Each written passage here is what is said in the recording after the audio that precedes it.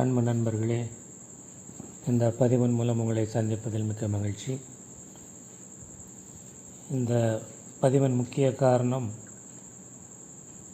இந்த பரவலாக பரவி வரும் கோவிட்-19 என்ற தொற்று நோயை பற்றி சில விஷயங்களை தெளிவுபடுத்துவதற்காகவே இந்த பதிவு செய்யப்பட்டுள்ளது. இந்த நோயினால் பாதிக்கப்பட்டு ஒரு அசம்பாவிதம் இல்லாமல் மீண்டு வந்த நபர் என்ற முறையிலும் ஒரு மருத்துவர் என்ற முறையிலும் உங்களுக்கு சில தகவல்களை பரிமாறுவதில் நான் மகிழ்ச்சி அடைகிறேன். முதலாக அந்த நோயை பற்றி பரவலாக மக்கள் மத்தியிலே ஒரு பீதி ஏற்பட்டுள்ளது.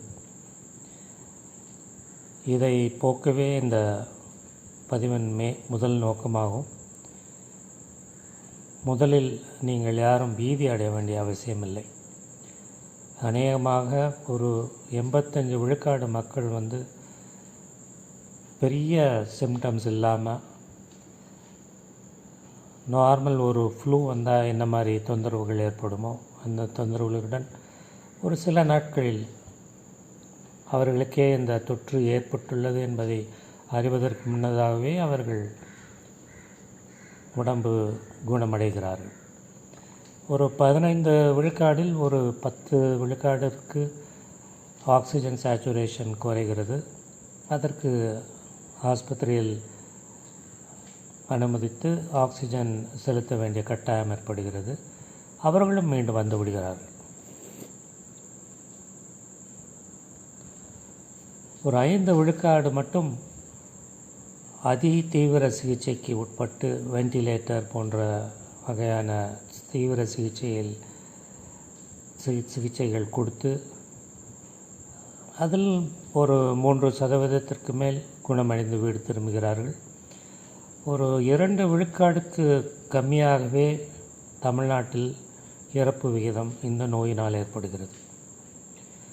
அப்படி இருக்கையில் இந்த நோயை பற்றியான பீதி அளவுக்கு மீறி இருக்கின்றது. அதற்கு முக்கிய காரணம், சமூக வலைதளங்களில் இதை பற்றியான நெகட்டிவ் வைப்ரேஷன்ஸ் கொடுக்கக்கூடிய பல செய்திகள் பரப்பப்படுகிறது. என்னை பொறுத்தவரையில் இந்த வியாதி ஏன் வருகிறது, எதற்காக வருகிறது, யாருக்கெல்லாம் வருகிறது என்பதை பற்றி என்னுடைய மனசுக்கு ஏற்பட்ட சில விஞ்ஞான ரீதியான உண்மைகளை உங்களுக்கு சொல்ல விரும்புகிறேன். This is a battle between the viral load and a person's innate immunity. ஒரு நபரோட எதிர்ப்பு சக்தி, அந்த நபரின் உள்ளடக்கிய எதிர்ப்பு சக்தி நல்ல முறையில் இருந்ததென்றால், வைரல் லோட் ரொம்ப அதிகமாக இல்லாமல் இருந்தால் இந்த வியாதி அந்த நபரை தாக்குவதில்லை. அப்படியே தாக்கினாலும் ஒரு அறிகுறி இல்லாமல் இட் வில் பாஸ் ஆஃப். அதே சமயம் அந்த நபரோட எதிர்ப்பு சக்தி கொஞ்சம் மோசமான நிலையில் இருக்குது, பல காரணங்களுக்காக. அதனால தான் சொல்லுவாங்க, persons with comorbidities like diabetes, hypertension, cardiac diseases, renal problems, lung disease like COPD, asthma, lung cancer, these people are susceptible to complications. அதே சமயம் இந்த கோமார்பிடிட்டிஸ் உள்ளவங்க கூட அதை ஒரு கட்டுக்குள் வச்சுருந்தாங்கன்னு வச்சுக்கோங்க, அவங்களுக்கு அவ்வளோ பாதிப்பு வர்றதில்லை. இன்னொரு முக்கியமான விஷயம், உடல் பருமன். நீங்கள் ஒரு ஐடியல் பாடி மாஸ் இண்டெக்ஸ் ஒரு 23-24 இருக்கணுன்னா நீங்கள் அந்த பாடி மாஸ் இண்டெக்ஸை நீங்கள் மெயின்டைன் பண்ணிங்கன்னு வச்சுக்கோங்க, அதாவது உடல் பருமன் இல்லாமல். இப்போ 30க்கு மேலே போயிடுச்சுனாலே ஒபிசிட்டி மாதிரி சொல்லுவாங்க. ஸோ அந்த obesity is a important factor which affects people afflicted with COVID. They run into a lot of problems. So basically, if a person leads a healthy lifestyle, he can face this COVID infection effortlessly and come out of it unscathed. There won't be any residual problems also. See, residual problem na neenga kekkalam vera enna problem varum. See, one of the complications one might expect from this COVID infection is pulmonary fibrosis.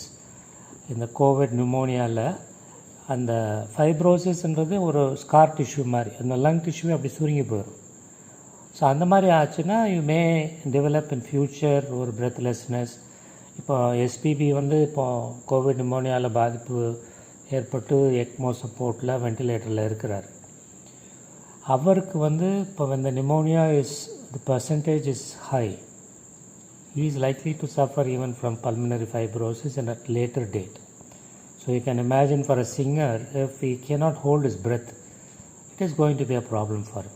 So this is just a speculation. I am not telling he will have, but chances are that he may have, because இவ்வளோ நாள் ventilator சப்போர்ட்டில் இருக்கிறனாலே அந்த lung பாதிப்பு ஜாஸ்தின்னு இருக்கும். இப்போ இந்த Covid test பண்ணுறாங்க இல்லையா, swab test பண்ணுறாங்க, த்ரோட்டு அண்ட் நேசல் ஸ்வாப் பண்ணுறாங்க. அந்த டெஸ்ட்டு கூட 100% சென்சிட்டிவ் கிடையாது. அதாவது 30% you can still get a false negative test.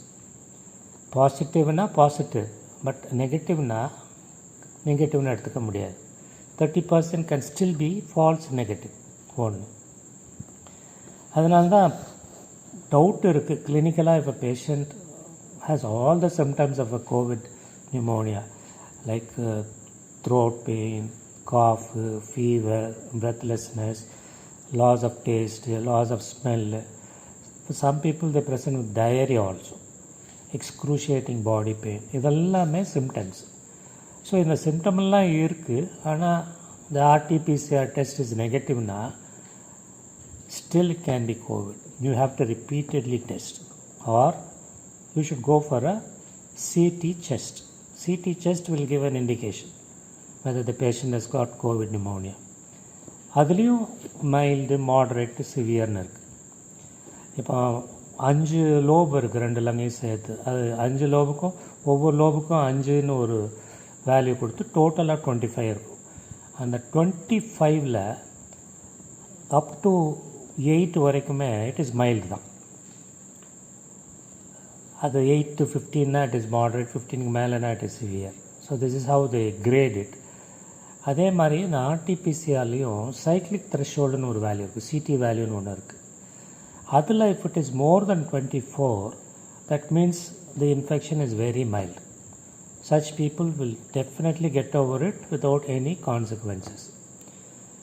அதே மாதிரி if you are infected today, say today is day 1ன்னு வச்சுக்கோங்க, you go through a period of 2 weeks, you recover, you are asymptomatic. So by second week, on completion of 2 weeks, you will not become infected. That is, you will not pass on the infection to others. You will not be a source of infection. So after 2 weeks, you can resume your normal work. You will not be a threat to others. See, our point is, if you are infected, others should not suffer because of you. You have to quarantine yourself either at home or in the hospital at least for a period of 2 weeks. இது ஒன்று. அடுத்து, for a person who gets infected, he develops immunity from second week onwards. Some people develop at even 10th day itself. So to be on the safer side, we can keep it as 2 weeks. But for some people, even after 40 days, they do not develop antibodies. So you just cannot say by 2 weeks everybody gets their antibodies. It's a range. If you have to be very sure, then you may have to go for a antibody test where you can find out your IgG, IgM, everything is positive. But no need actually. By and large, people develop antibodies by second week. So by 2 weeks, you are not a cause for worry to others. Another point is, they say you have antibodies, the maximum peak is at 3 weeks. But by 3rd month or 4th month, most of the people, the antibodies disappear. See, there are 2 types of antibodies. One is called as humoral, The other one is cell-mediated immunity. The cell-mediated immunity, it is through the lymphocytes, T lymphocytes and so on. I don't want to go into the details. But when these cell-mediated immunity occurs, then only a patient or a person develops lasting immunity. See, these T lymphocytes, they have memory. The memory is that the individual has already been exposed to COVID-19 or SARS-CoV-2 virus. So this second time the patient is exposed to this virus, this T cell identifies that. It remembers, oh, he is a guy who came earlier. Let me finish him off, and then he will finish it off. That means you have immunity against the virus if it attacks you for a second time. That is called a cell-mediated immunity. Researchers say that there is a possibility of cell-mediated immunity, and the chances of reinfection is extremely rare. It is not that it is not there. Like recently you must have heard about a person from Hong Kong who tested positive 4 months earlier. Then he was returning from Spain, and at the airport when his saliva was tested, he became positive again.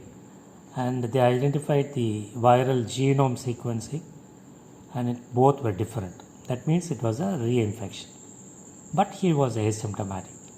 So usually what they say, when you get infected for the second time, the body copes up with the infection and doesn't get affected that badly. So that is one collateral benefit if you get infected. So these are the things. Many people make others or tell them about stories which scare people. Unfortunately, in the media, we happen to see news where suddenly a famous personality is admitted, becoming critical, or loses his life. So these things remain in our mind. That is the reason for the perpetuation of this fear. But my humble suggestion is never panic, but at the same time, don't lose guard.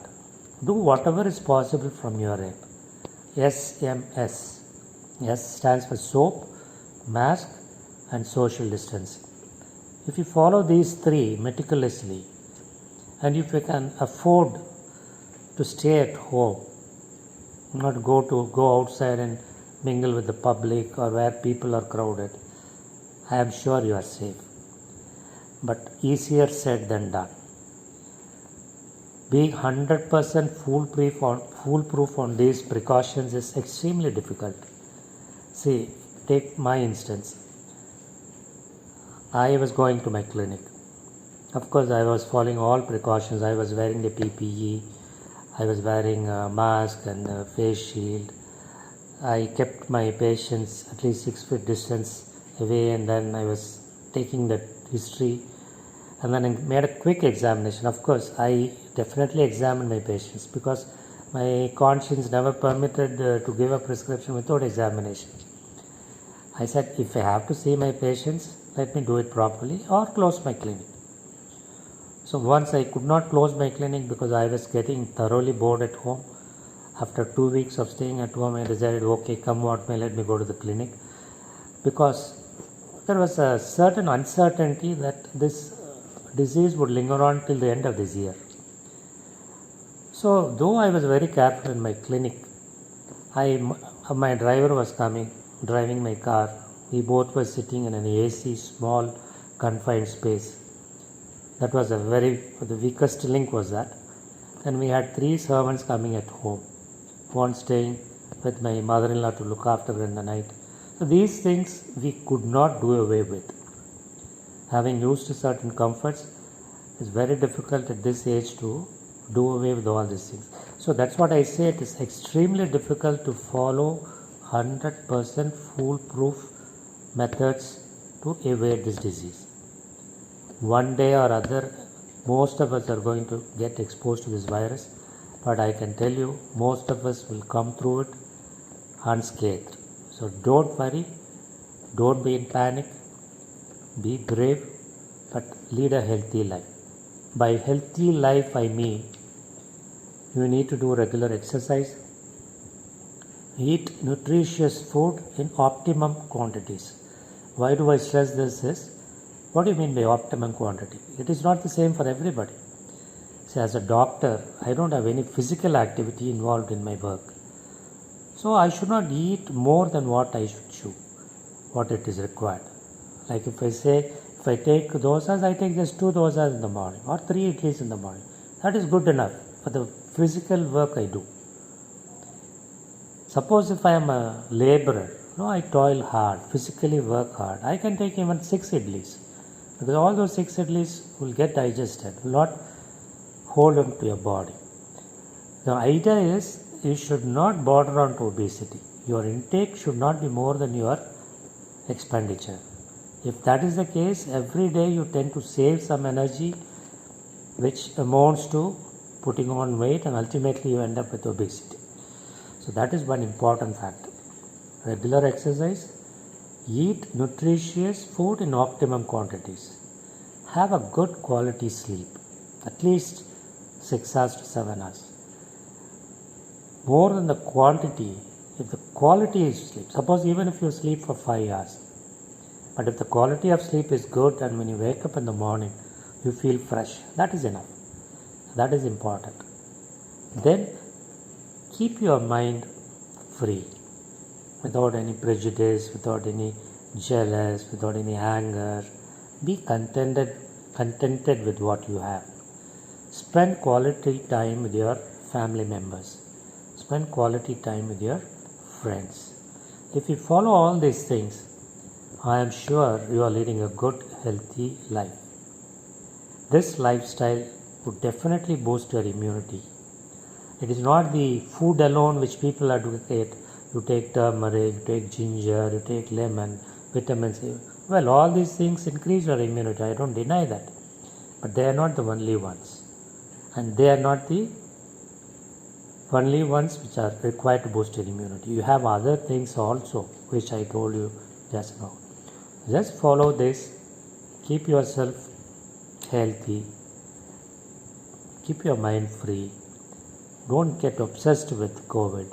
Don't see more news about COVID which give a negative vibration to you. Think positive. I am sure you will pass this phase, and by then vaccine would come into the market and all of us will be protected. Thank you friends for sharing this video with me. I am sure you would like it. Thank you.